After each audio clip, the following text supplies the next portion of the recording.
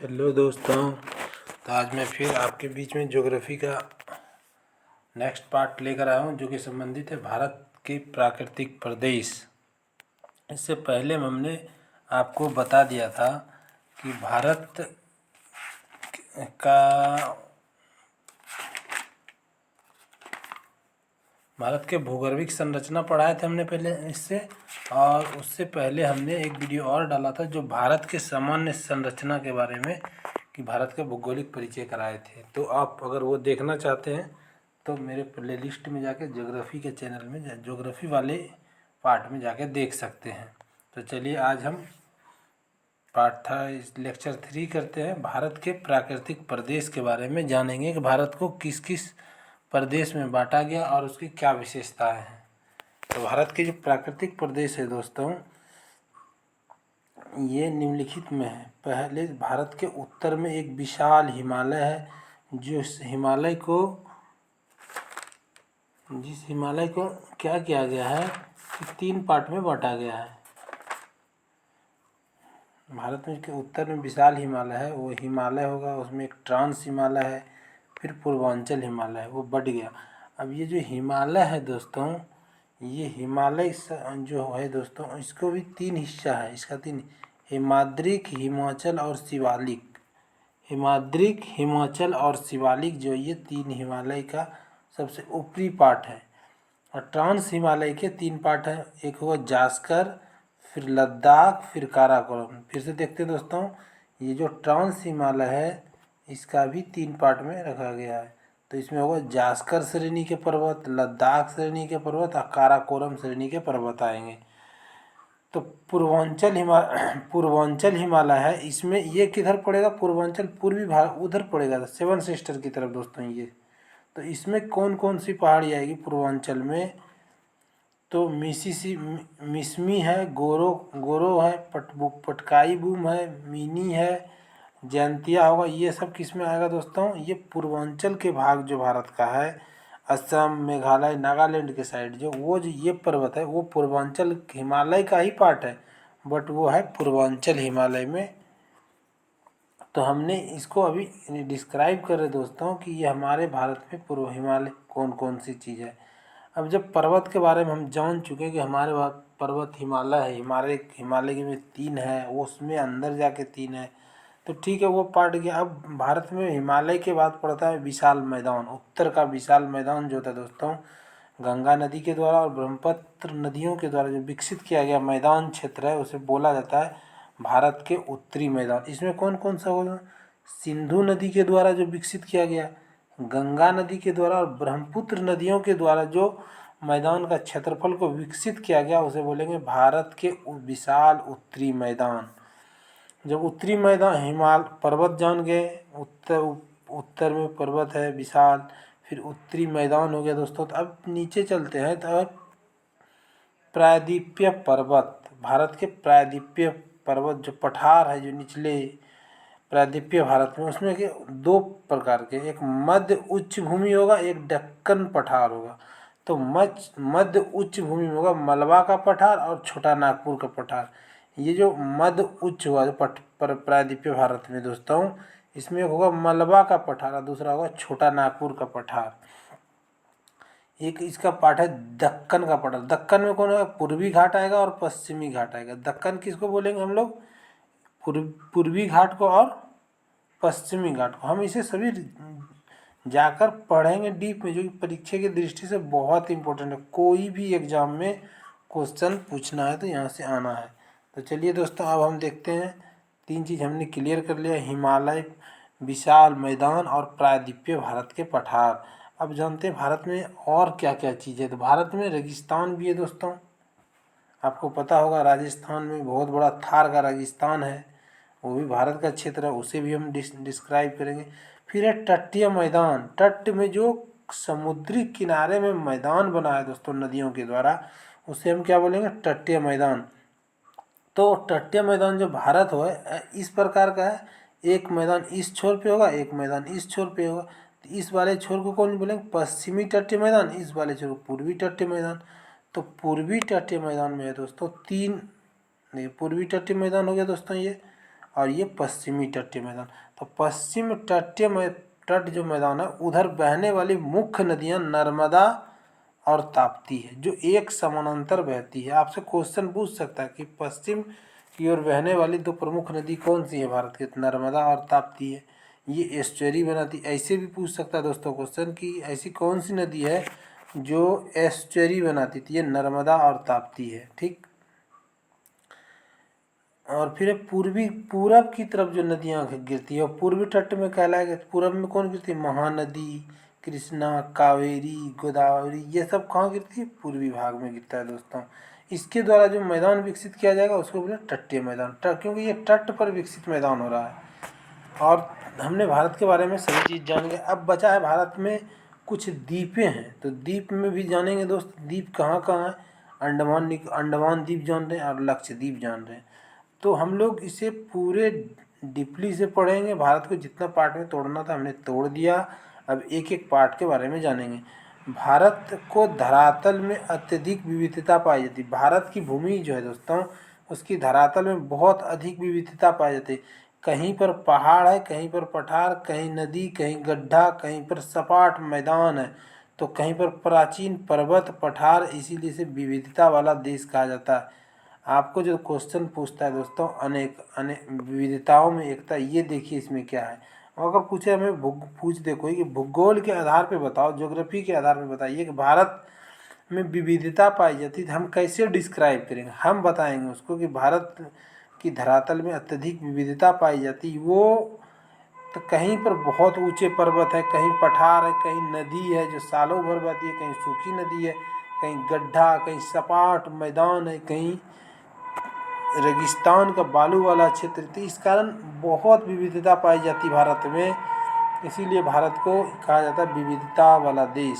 ठीक है दोस्तों, आपको क्लियर, हमको आशा है कि आप पूरे समझ रहे हैं। अब हम देखेंगे दोस्तों एक एक करके डीप में थोड़ा सा, तो कैसे जानेंगे। तो चलते हैं दोस्तों आपसे आगे लेकर। भारत का संपूर्ण क्षेत्रफल को भी बांट दिया गया। तो आपको डायरेक्ट क्वेश्चन आता है कि भारत के कितने % भूभाग पर पर्वत है। तो याद रखिए दोस्तों 10.7% भूभाग पर भारत में पर्वत है। पहाड़ी कितने % पे है, 18.6% पर पहाड़ी है। पठारी भाग 27.6 पर, मैदानी भाग है 43% पर। 4 क्वेश्चन है ये दोस्तों, बिल्कुल इम्पोर्टेंट। आपको पूछ देगा भारत के कुल क्षेत्रफल का कितना % मैदान वाला भाग है, भारत के कुल क्षेत्रफल का कितना % पठारी वाला क्षेत्र है। तो आप इसको देखिए दोस्तों, सुनिए, आसान से सुनिए, जल्दी याद हो जाएगा और परीक्षा में आप मिस नहीं कीजिएगा, मेरा ऐसा मानना। अब हम चलेंगे भारत के पर्वत क्षेत्र पर। उत्तर का जो पर्वत क्षेत्र है दोस्तों, ये उत्तर का पर्वत क्षेत्र, तो बोलता है भारत में कई पर्वत श्रेणी है, परंतु उत्तर के पर्वत श्रेणी की विशेषता अलग है। जो भारत में तो पर्वत बहुत है, बट उत्तर में जो पर्वत है उसकी विशेषता अलग है दोस्तों। उसमें क्या खासियत है तो ये देखते हैं। उसमें है कि उच्च धरातल, हिम आच्छादित चोटी, पूर्वगामी जल प्रवाही, शीतोष्ण संघन वनस्पति, ये इसका विशेषता है कि उच्च धरातल है, हिम आच्छादित चोटी मतलब हिम से ढका हुआ चोटी रहता है, पूर्वगामी जल प्रवाह, पूरब की ओर जल प्रवाह करता है। कौन, ये इससे जो नदियाँ निकलती है। शीतोष्ण संघन वनस्पति, यहाँ जो वन है वो शीतोष्ण वन है और बहुत ही संघन है दोस्तों। विस्तार पढ़ते हैं। सिंधु नदी से ब्रह्मपुत्र तक 2500 किलोमीटर लंबा तथा 6000 मीटर की ऊंचाई औसत में है दोस्तों। इसकी जो लंबाई हो गया, सिंधु नदी से लेकर ब्रह्मपुत्र नदी तक फैला हुआ है दोस्तों ये, और इसकी जिसकी लंबाई 2500 किलोमीटर है तथा ऊंचाई है इस पहाड़ की दोस्तों 6000 मीटर ऊंचाई है। ये एक औसत है। चलिए, एशिया महाद्वीप में कुल 94 सबसे ऊंची चोटी है दोस्तों। एशिया महाद्वीप में 94 सबसे ऊंची चोटी है, जिसमें से 92 चोटी इसी पर्वतमाला का विस्तार है। देख लीजिए दोस्तों, इस टोटल एशिया में कितना 94, 94 श्रेणी ऐसे हैं जो कि ऊंची है, जिसमें से 92 चोटी इसी पर्वत श्रेणी में है, विस्तार है 5 लाख वर्ग किलोमीटर तक है इसका दोस्तों। उत्तर के पर्वत क्षेत्र को 4 प्रमुख पर्वत श्रेणियों में विभाजित किया गया है। उत्तर का जो पर्वत श्रेणी है उसे 4 प्रमुख पर्वत श्रेणियों में विभाजित किया गया है। Number 1 trans Himalaya. Trans Himalaya के बारे में हम लोग जानते हैं। ट्रांस यह जो है दोस्तों, ये ट्रांस हिमालय यूरेशिया प्लेट का हिस्सा है। आपसे डायरेक्ट क्वेश्चन रहेगा ट्रांस हिमालय किस प्लेट का हिस्सा है, तो यूरेशिया प्लेट का हिस्सा। अधिकांश इसका जो ट्रांस हिमालय का अधिकांश भाग कहाँ है, तिब्बत में है, इसीलिए इसे तिब्बती हिमालय, टेथिस हिमालय भी कहा जाता है। आपको पूछ ले तिब्बती हिमालय कहाँ है, तिब्बती हिमालय किसे कहा जाता है, ऑप्शन दे देगा ट्रांस हिमालय, हिमालय, लघु हिमालय, शिवालिक हिमालय। आप डीप से पढ़े रहेंगे तो क्वेश्चन आएगा दोस्तों, और ऑब्जेक्टिव टाइप भी मैं बताऊंगा, लेकिन आप पूरी विस्तार से पढ़ते चलिए। यहाँ पर वनस्पति का अभाव होता है। ये इतना ऊंचा ऊंचा पर्वत है दोस्तों कि यहाँ पर वनस्पति का बिल्कुल अभाव देखा गया है। इस श्रेणी के अंतर्गत काराकोरम श्रेणी आएगा, कैलाश श्रेणी और जास्कर आदि श्रेणी आती है, जिसकी निर्माण हिमालय से पहले हुआ। देखिए दोस्तों, आपसे क्वेश्चन यहाँ भी फंस जाएगा, पूछे कैलाश पर्वत का निर्माण हिमालय के साथ हुआ, हिमालय के पहले हुआ, हिमालय के बाद हुआ। तो आपको बताना है कि जो ट्रांस हिमालय का पर्वत होगा उसका निर्माण हिमालय से पहले हुआ है। ठीक है दोस्तों। भारत की सबसे ऊंची चोटी K2 गांडविन आइस्टीन है, जो जिसकी ऊंचाई है 6811 मीटर, जो कि भारत की सबसे ऊंची चोटी है। काराकोरम श्रेणी की सर्वोच्च चोटी है। ये जो भारत की सबसे ऊंची चोटी है वो काराकोरम श्रेणी की भी सबसे ऊंची चोटी है दोस्तों। अब उसी को हम लोग देखते हैं। यहाँ पर है K2, यही काराकोरम श्रेणी है। ये यहाँ वाला जो पार्ट पड़ेगा दोस्तों, ये ट्रांस हिमालय है। ये देखिए, एक ये पर्वत श्रेणी है हमारा, ये पर्वत श्रेणी हो गया दोस्तों, ये पर्वत श्रेणी ऐसे जाएगा, फिर ऐसे करके ऐसे ऐसे ऐसे चला आएगा। तो ये वाला जो पार्ट होगा दोस्तों, ये कहलाएगा ट्रांस हिमालय, जिसमें वृहत हिमालय, लघु हिमालय और शिवालिक है। चलिए आगे चलते हैं। अब देखेंगे हम लोग काराकोरम श्रेणी में, जैसे ग्लेशियर है वहाँ पर जहाँ से जल निकलता है, उसका नाम क्या क्या है। तो काराकोरम श्रेणी जो है दोस्तों, काराकोरम श्रेणी में अनेक ग्लेशियर है, जैसे कि सियाचिन ग्लेशियर, ये तो सबको पता है सियाचिन ग्लेशियर, लेकिन और जो ग्लेशियर है वो नहीं जल्दी पता है आम लड़का को। चलिए, सियाचिन ग्लेशियर जो ये कितने किलोमीटर की, 72 किलोमीटर की है। बियोफो ग्लेशियर जो है दोस्तों 63 किलोमीटर की है। बाल्टेर ग्लेशियर ये 62 किलोमीटर की। Hispa 61 kilometre. ये 4 ग्लेशियर है जो कि हमारे काराकोरम श्रेणी के ग्लेशियर हैं दोस्तों।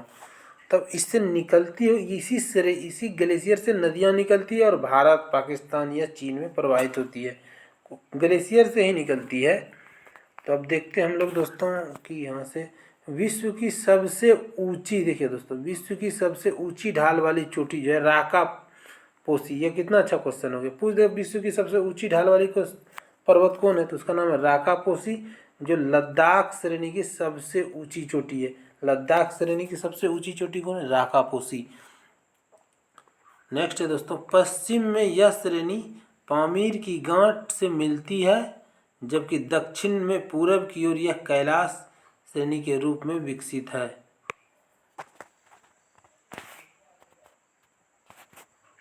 नेक्स्ट करते हैं दोस्तों, देखिए बोल रहा है काराकोरम के दक्षिण में लद्दाख श्रेणी सिंधु नदी और उसकी सहायक नदी सयाक नदी के मध्य जल विभाजक करती है। देख लीजिए दोस्तों, बोल रहा है काराकोरम के दक्षिण में लद्दाख श्रेणी सिंधु नदी और उसकी सहायक नदी, सिंधु की सहायक नदी सयोक नदी है दोस्तों, के मध्य में जल विभाजक करती है। कौन करती है, लद्दाख श्रेणी।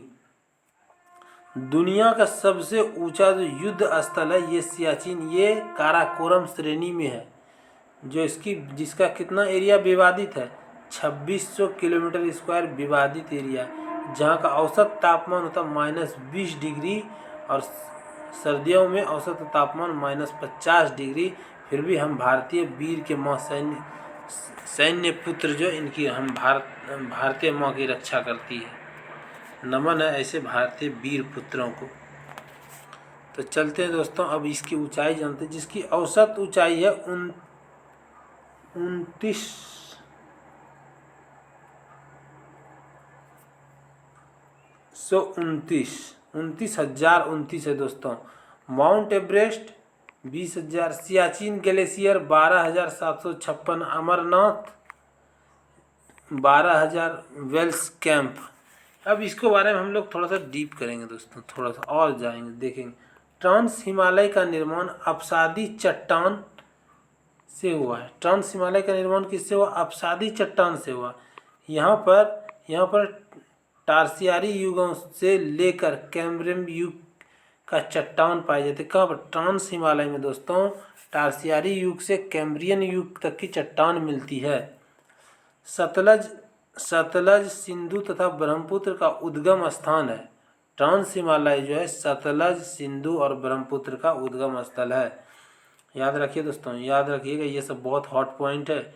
ट्रांस हिमालय, बृहत हिमालय सहजर जोन या हिम जोन द्वारा अलग होती। अब ये जो हम कैसे जानेंगे कि ये ट्रांस हिमालय है, ये बृहत हिमालय है, ये लघु हिमालय? इसको बांटा गया दोस्तों, वो जो बांटा गया उसी को क्या नाम से जाना जाता है? तो हम लोग जानते हैं उसको किस नाम से माना जाता है। जैसे ट्रांस हिमालय और बृहत हिमालय को जो अंतर कर रहा है वह सहचर जोन या हिंद लाइन होता है दोस्तों। इसे बोलेंगे अनुप्रस्थ घाटी। अब बृहत हिमालय और मध्य हिमालय के बीच में जो एक लाइन है, मेन सेंट्रल थ्रस्ट बोलेंगे, अनुदैर्ध्य घाटी। अब मध्य हिमालय और शिवालिक के बीच को बांटने वाला को बोलेंगे मेन सीमांत दर्रा। ये आज हमने दोस्तों पढ़ लिए सिर्फ एक पार्ट के बारे में। कल जो हम पढ़ेंगे इसका नेक्स्ट पार्ट जो आएगा वो हम पढ़ेंगे दोस्तों बृहत हिमालय और आंतरिक हिमालय के बारे में, और फिर पढ़ेंगे हम लोग हिमालय का प्रादेशिक विभाजन, मतलब हिमालय को भी जो बांटा गया है वो कैसे कैसे बांटा गया। तो भारत का बहुत बड़ा हिस्सा है दोस्तों, हमने इसे 3-4 पार्ट में बांट दिया है। ज़्यादा लंबा वीडियो नहीं बनाने चाहते हैं कि आज इजी से सुने और आपको याद हो जाए। तो ऐसा आशा करते हैं दोस्तों आप 1-2 बार देखिए, आपको अच्छा लगेगा। तो ज़्यादा से ज़्यादा कमेंट और शेयर करें आपके दोस्तों के बीच। और क्वेश्चन इससे पूछता है दोस्तों किसी भी एग्ज़ाम में, हम आपको एक इससे संबंधित ये पूरी चैप्टर ख़त्म होने के बाद आपको ऑब्जेक्टिव देंगे और बता देंगे कि कहाँ कहाँ क्वेश्चन पूछता है। तो ठीक है दोस्तों, जय हिंद। हाँ, तो अब हम पढ़ेंगे भारत के बृहत हिमालय के बारे में। मैंने हिमालय का पूरा पार्ट बन दिया, अब उसमें पढ़ना है हमको बृहत हिमालय के बारे में दोस्तों। तो चलते देखते हैं बृहत हिमालय। बृहत हिमालय या आंतरिक हिमालय, जो बृहत हिमालय है भारत के प्राचीन ग्रंथों में इसे हिमाद्रिक के नाम से जाना जाता है। किसे? बृहत हिमालय को भारत में हिमाद्रिक के नाम से पुकारा या जाना जाता है। हिमालय की सबसे ऊंची चोटी तथा दुर्गम श्रेणी, हिमालय की सबसे ऊंची चोटी तथा दुर्गम श्रेणी इसी हिमालय में आता है। किसमें? बृहत हिमालय में।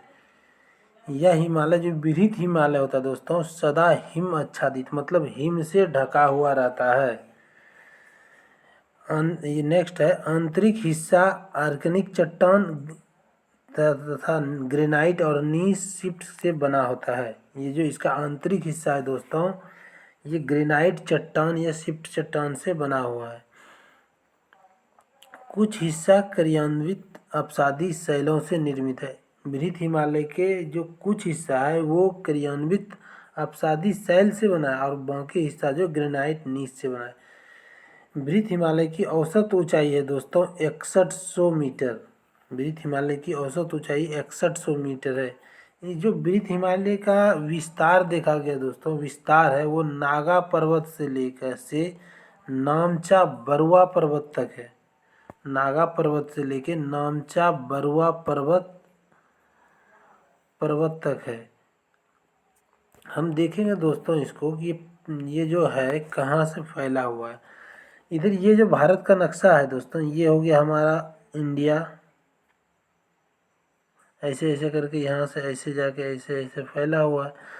अब पर्वत जो इधर ये चला, ये पर्वत है दोस्तों, यही पर्वत ना है, तो ये पर्वत का नाम है हिंदू कुश, जो अफगानिस्तान में पर्वत इसी का पार्ट है। पाकिस्तान में सुलेमान बोला जाता है इसको, जो यहाँ पर है। ये हो गया दोस्तों पामीर की पठार, पामीर ये यहाँ पर है दोस्तों काराकोरम, और ये है कुनकुन कुन लुन श्रेणी की पर्वत है दोस्तों यहाँ पर। ये ऐसे ढलान करते गया और इधर आगे चला गया। हम उधर भी देखेंगे बाद में कौन सा पर्वत है उधर नहीं है, सभी को देखना है हमें, लेकिन पहले हम अपने यहाँ देखते हैं दोस्तों कि क्या क्या है। तो है एवरेस्ट की चोटी, तिब्बत भाषा में इसे, एवरेस्ट की चोटी को तिब्बत में क्या कहता है, तो चोमोलुगामा कहता है दोस्तों, चोमोलुगामा। कहाँ पर, तिब्बत में कहते हैं, जिसका अर्थ होता है पर्वतों की रानी। याद हो गया दोस्तों, तिब्बत भाषा में क्या होता है, उसका अर्थ क्या होता है। अनेक हिमनाद भी पाए जाते हैं, कहाँ पर, बृहत हिमालय में अनेक हिमनाद पाए, जिसमें से मुख्य है कुमायूं हिमालय, मिलन, गंगोत्री हिमनाद। सिक्किम में एक जेमू हिमनाद है जिसकी लंबाई 20 किलोमीटर है दोस्तों, याद रखिएगा। जेमू हिमनाद की लंबाई कितना, हिमनाद जो दोस्तों उसी से नदी निकलकर बहती है, अपने ढाल की ओर बहती हुई चली जाती है। कोई भी नदी हिमनाद से, जो हिमालय से निकल रही, हिमनाद से ही निकल रही है। तो चलते हैं, पूछते बोल रहा है दोस्तों कि पूछेगा आपको कि हिमनाद की लंबाई कितनी होती है। तो सामान्यतः हिमनाद की लंबाई जो देखा गया वो 3 से 5 किलोमीटर तो होती है। गंगा व यमुना का उद्गम स्थल भी कौन है, यहीं पर है दोस्तों। हिमनाद से ही गंगा और यमुना निकल रहा है, वो भी बृहत हिमालय से निकल रहा है। अब बृहत हिमालय के बारे में जान गए तो उससे जो नीचे वाला हिमालय उसको लघु हिमालय या मध्य हिमालय कहते हैं। अब इसके बारे में जानते हैं हम लोग। तो लघु या मध्य हिमालय जो, यह श्रेणी बृहत हिमालय के दक्षिण तथा शिवालिक हिमालय के उत्तर है। देखिए, बृहत हिमालय के दक्षिण और शिवालिक हिमालय के उत्तर है। हम मान लेते हैं कि यहाँ पर जैसे ये बृहत हिमालय है और ये शिवालिक हिमालय, तो इसके दक्षिण और इसके उत्तर में कौन सा हिमालय होगा, तो लघु या मध्य हिमालय होगा दोस्तों, जिसकी औसत ऊंचाई है 1800 से 3000 मीटर तक, और जिसकी औसत चौड़ाई है 80 से 100 किलोमीटर तक। ठीक है दोस्तों। नेक्स्ट है पीर पंजाल श्रेणी, इसका पश्चिम विस्तार है। जो लघु हिमालय है, पीर पंजाल की श्रेणी इसी में आती है, वो पश्चिम की ओर ज़्यादा विस्तार देखा गया है। तो चलिए नेक्स्ट चलते हैं दोस्तों। इस श्रेणी में दक्षिण पूर्व में धौलागिरी श्रेणी, इस पर शिमला पर्वत स्थित है। धौला पर्वत पूछेगा दोस्तों कि शिमला जो है किस पर्वत पर स्थित है, धौलागिरी पर्वत पर स्थित है शिमला। इसी के दक्षिण, इसी के पास नाग, रीवा, मैसूरी आदि श्रेणी उत्तर पश्चिम में है, जहाँ पर मैसूरी, नैनीताल, रानीखेत और डलहौजी नगर स्थित बसा हुआ है। ये सब आपको क्वेश्चन पूछेगा दोस्तों कि डलहौजी नगर कहाँ है, रानीखेत कहाँ है, नैनीताल कहाँ है, मैसूरी कहाँ है। ये सब क्वेश्चन आजकल देखा गया है परीक्षा में पूछते हुए। तो चलिए अब हम लघु मध्य देख लिए। अब मध्य और महान हिमालय के बीच में जो घाटियां हैं उसके बारे में चर्चा करते हैं।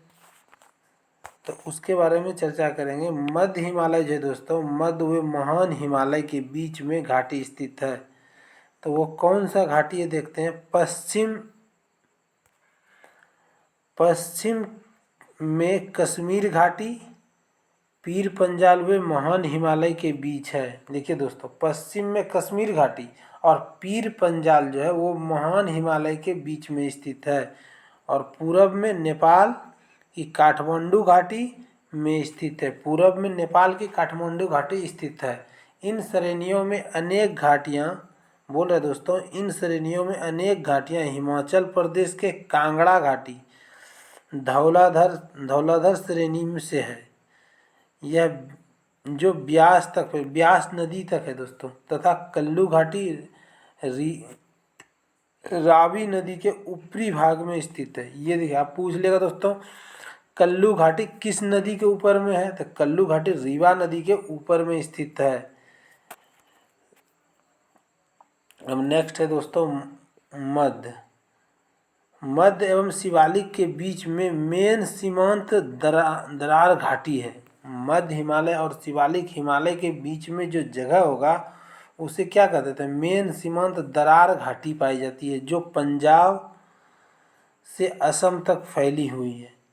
ढाल पर छोटे छोटे घास के मैदान पाए जाते, जिन्हें कश्मीर में मर्ग, गुलमर्ग और सोनमर्ग तथा उत्तराखंड में बुयार या प्यार कहते हैं। आपको दोस्तों पूछेगा कि गुलमर्ग जो है उसमें मर्ग लगा, उसका क्या है, वो घास का मैदान है। गुलमर्ग, सोनमर्ग कश्मीर में जो देखिएगा, उससे आप समझ जाइए कि छोटे छोटे पर्वत पर जो है वो घास का मैदान है, और इसी को उत्तराखंड में बुयार या प्यार कहते हैं। तो हमने देख लिया लघु और मध्य हिमालय के बीच में और मध्य और शिवालिक के बीच में। अब हम चलेंगे शिवालिक पर्वत श्रेणियों के बारे में जानकारी लेने के लिए। तो इस तरह से हमारा एक पार्ट पूरा हो जाएगा, और फिर हम कल पढ़ेंगे हिमालय का प्रादेशिक विभाजन के बारे में। पूरी हिमालय का प्रादेशिक विभाजन किस प्रकार से है उसके बारे में पूरा जानकारी लेंगे। तो चलते हम लोग दोस्तों शिवालिक के बारे में पढ़ते हैं। हिमालय की सबसे बाहरी वे नवीनतम श्रेणी, जो सबसे नवीन पर्वत अभी निर्माण हुआ है हिमालय में, वो शिवालिक हिमालय, और आकार में सबसे छोटा होगा दोस्तों ऊंचाई में। तो नए नाम जो इसका है उप हिमालय या बाह्य हिमालय दिया गया। इसका विस्तार है पंजाब के पतिवार से होकर पूरब में कोसी नदी तक। कोसी नदी समझ रहे दोस्तों, ये जो बिहार में यहाँ तक ये फैला हुआ है। इसके बाद मध्य हिमालय के साथ मिल गई है। जो कोसी नदी है वहाँ आकर ये फिर क्या है दोस्तों, ये मध्य हिमालय में जाकर मिल गई। कौन? शिवालिक। तो इसकी चौड़ाई होगी कुछ, इसकी लंबाई होगी। तो पूरब में इसकी जो चौड़ाई है दोस्तों वो 15 किलोमीटर है, तथा हिमालय वो पंजाब में इसकी लंबाई 50 किलोमीटर, चौड़ाई दोस्तों इसकी 50 किलोमीटर हो जाती है। और जो शिवालिक हिमालय को जम्मू में जम्मू पहाड़ियाँ तथा अरुणाचल में डफला, ओबरा, मीरी, मिसमी पहाड़ी के नाम से जाना जाता है। चलिए दोस्तों फिर से एक बार इसको हम लोग देखते हैं कि शिवालिक हिमालय को जम्मू में जम्मू की पहाड़ियाँ, यहाँ देख लीजिए दोस्तों, जम्मू की पहाड़ियाँ और अरुणाचल प्रदेश में डाफला, ओबरा, मीरी, मिसमी की पहाड़ियाँ के नाम से जाना जाता है। ठीक है दोस्तों। निर्माण में मोयोसीन तथा प्लेस्टोनिस काल माना जाता है। इसका जो निर्माण हुआ है दोस्तों, इसको माना जाता है कि मोसीन और प्लेस्टोनोसीन काल में इसका निर्माण हुआ। किसका? शिवालिक हिमालय का। तो हम आशा करते हैं दोस्तों आप लोग को पूरा समझ में आ रहा है। ज्योग्राफी इतना इंटरेस्टिंग सब्जेक्ट है, आज से पहले अगर आपको बोर लगा होगा तो एक बार सुन लीजिए, 2 बार आपको परीक्षा में रटने की कोई ज़रूरत नहीं पड़ेगी। तो अब ये चलते हैं, लास्ट चले हम दोस्तों, हमारा ख़त्म होने की कगार पे। शिवालिक और मध्य हिमालय के बीच में अनेक घाटियाँ पाई जाती है, जिन्हें दून और द्वार कहते हैं। दून और द्वार सुन के आपको कुछ याद आया? देहरादून, हरिद्वार। तो दोस्तों हम आशा करते हैं कि आपको पूरी तरह से हमने जो बताया वो आपको पूरी कॉन्सेप्ट क्लियर हो गया होगा हिमालय के बारे में। और जो कल पढ़ेंगे हम नेक्स्ट पार्ट, वो हिमालय का प्रादेशिक विभाजन, जो हिमालय को भी जगह जगह बांटा गया उसके बारे में पढ़ेंगे। तो हम आशा करते हैं दोस्तों पूरी तरह समझ में आ गया आपको। तो मैं के एजुकेशन की ओर से शिव कुमार गुप्ता आपको मोटिवेट कर रहे हैं कि आप सरकारी नौकरी में जल्द से जल्द ज्वाइनिंग करें। इसके लिए हम चाहते हैं आप अपने दोस्तों को अधिक से अधिक शेयर करें, लाइक करें, सब्सक्राइब करें। अगर व्हाट्सएप पे नोट्स चाहिए दोस्तों तो वो भी मिल जाएगा फ्री ऑफ कॉस्ट, कोई पैसा नहीं चाहिए हमें। हम चाहते हैं आपका हेल्प हो और आप गवर्नमेंट जॉब में घुस जाएं। चलिए धन्यवाद, थैंक यू दोस्तों।